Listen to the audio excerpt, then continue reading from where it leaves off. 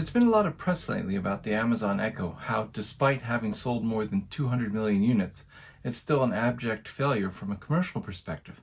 How could this possibly be? How can something that sold so many copies, that's become a part of American culture and perhaps culture around the world, be deemed a failure? It all depends on your definition of success and failure.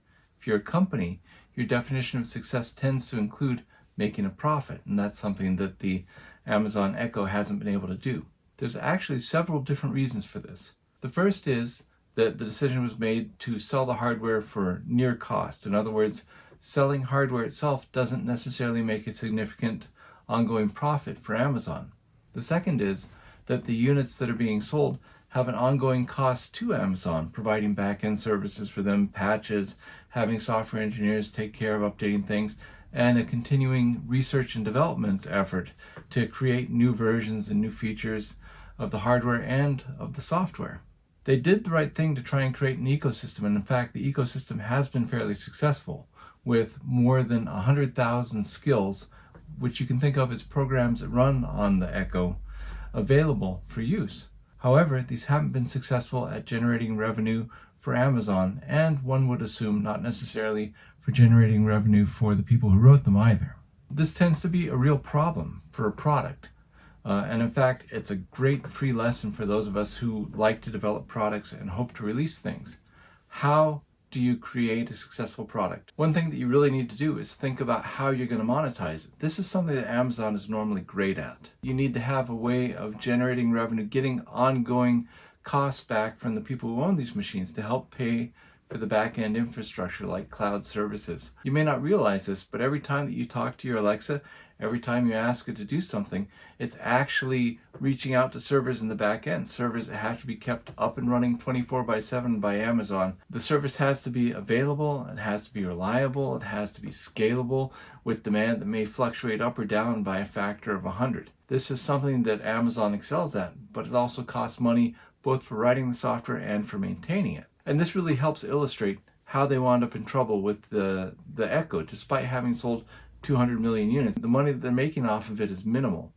For example, the most common uses of the Alexa are to ask things like, what's the time? What's the temperature? To set an alarm, to ask for the latest news, or maybe to play some music from your free Prime subscription. None of these things make money for Amazon. In fact, they cost money to Amazon every time you do it. When you look at that, it's a little easier to understand how they managed to lose $10 billion on Echo over the last 10 years. If there's been 200 million units sold and they've lost $10 billion, that means they've lost $50 for each Echo they've sold, which is just staggering. Of course, the real story is going to be more complicated than that. From a commercial perspective, despite its popularity, despite its ubiquity, the Echo appears to have been a real failure. So the advice for anybody who's watching this video who is perhaps an independent software developer or dreaming of making the next great hardware device, spend some time thinking about how you're going to recoup your costs. If you can, get the money you want to make up front. If they charged, say, $200 for an Echo instead of $50, that might have been enough to make it profitable over the course of 10 years or 15 years, even if the cost of running the back-end infrastructure went up. But they didn't. They chose to sell at a much lower price point. Try and get a way that you're going to get money the most desirable way, and then have a backup plan for how you're going to make money from your product. For example, in the case of Echo, the primary plan might have been to try and get people to transition to shopping over the Echo and over the Amazon Alexa in general.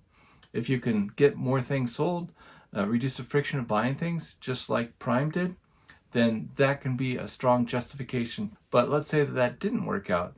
Then your second way of making money might be to have a subscription that people need to pay. So they have a choice between either buying a certain amount of stuff every month on their Alexa, for example, $10 a month or $100 a year, something like that. Or the second option might be that they have to pay a nominal subscription charge.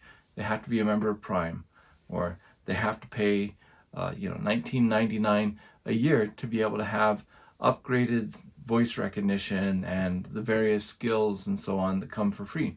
Otherwise, you might say they have to listen to an ad to use some of the skills, or they might say that using some of the other options, you either get a degraded experience like voice recognition that isn't quite as good, or you have to pay per after you go above a certain quantity. These are all options they had, but they're also very difficult options to introduce after a sale's already been made with the set of terms and conditions. You can always update these things, but it becomes problematic. There's also a bigger lesson here about having long-lived hardware products. This is something that Amazon had to suffer with through the Kindles, and indeed through all the different pieces they make. They made some things that consumers really love, that they use a lot, but at the end of the day, they're stuck supporting those things until everybody stops using them.